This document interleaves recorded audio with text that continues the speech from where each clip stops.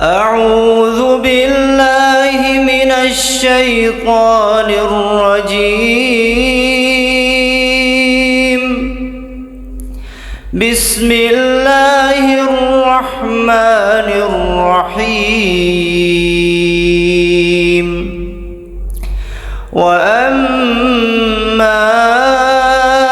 إن كان من أصحاب اليمين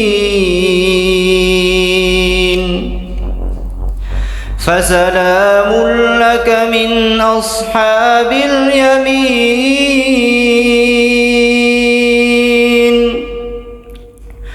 وأما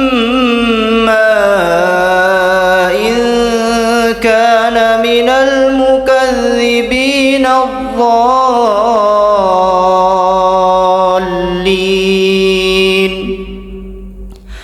فنزل من حميم وتصلية جحيم.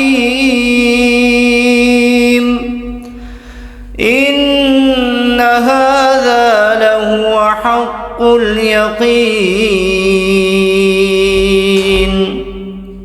فسبح باسم ربك العظيم.